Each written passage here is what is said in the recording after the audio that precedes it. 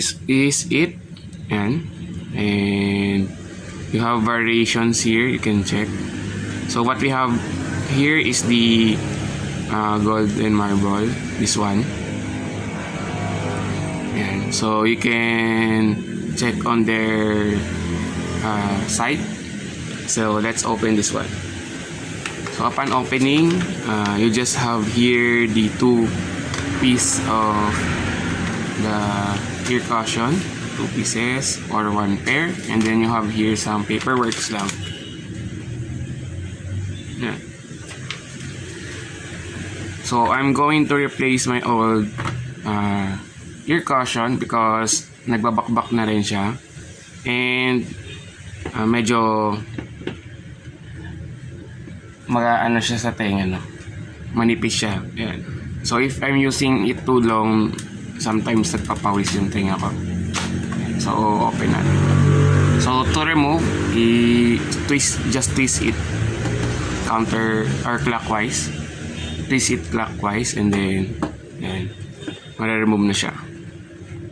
So this is the old ear cushion nakasama sa headset, and this is the new one. So let's check. Ayan, medyo mas makapal nga siya. Ayan. So nakita niyo naman yung difference between these two ear cushion. So some experience lang with the stock one is that if I'm using this, yung ears ko tumatama dito sa wall, no? So dikit ako dun sa natin, headset masyado. And over time, since this is a leatherette style, it creates sweat on my around the ears, no? Pag matagal mo siyang gamit. And with that, I just need to have a replacement, no? So I can change between if kung mas feeling ko comfortable. So this is the new one, and yan, ganyan siya kakapal. And according to the product description, gel type itong nasa loob. So basically, it is cooler, no, than the regular stock ear cushion na meron tayo. So to install, i-align nyo lang yung parang pin dito. So just align the pin dun sa hole, and then to lock it, counterclockwise lang siya, ganyan. So same with this one, lagyan nyo lang, and then counterclockwise lang siya, ganyan. So once installed, this is how it will look like. And so you can see from this one na gaano ka-thick, no, yung nagkaroon sa kanya. Ayan. So I think this will become more comfortable over time using it, or over long period of time, no, of using the headset. Ayan. So let's try it, no, pag nakasuot.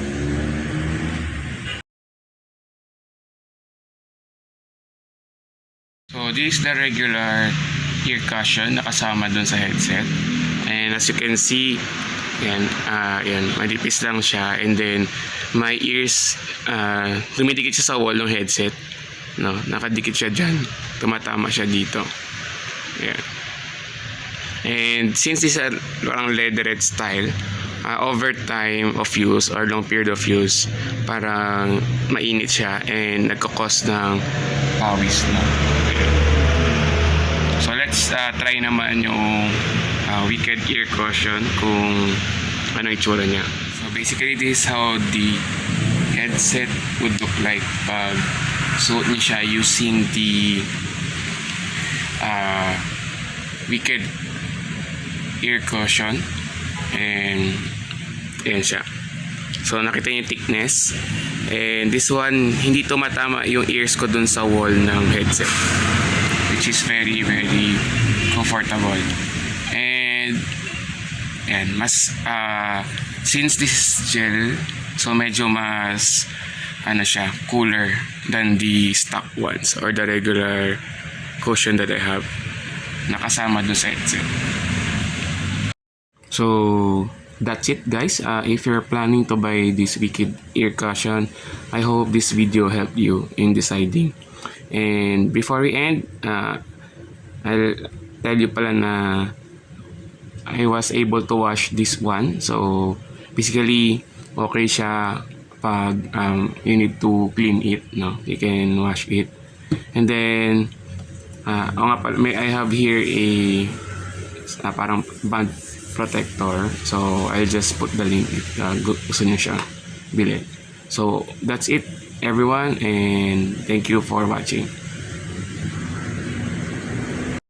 Yan, so guys, for comparison lang, I'm not sure if this is a good measurement. So ito yung measurement ng ating stock or the regular ear cushion na meron tayo.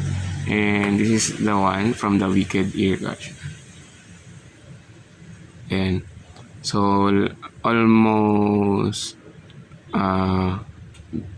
hindi naman doble, no? Siguro mga plus 3/4 siya ng original one. Ayan. So ganun siya nadagdag, no? Pero I assure you na maramdaman niyo yung difference pag ginamit nyo to versus dito. Magkakaroon ng space yung ears niyo dun sa wall ng headset, and yung space na yun have advantage and disadvantage. Since nagkaroon ng space, no, hindi na dikit yung ears mo dun sa wall ng headset, so basically yung sounds medyo lumayo. So kung nasanay ka dito, feeling mo medyo lumayo yung sound niya. However, since hindi na nakadikit, mas good yung parang air circulation, then lakasan mo na lang yung volume, no?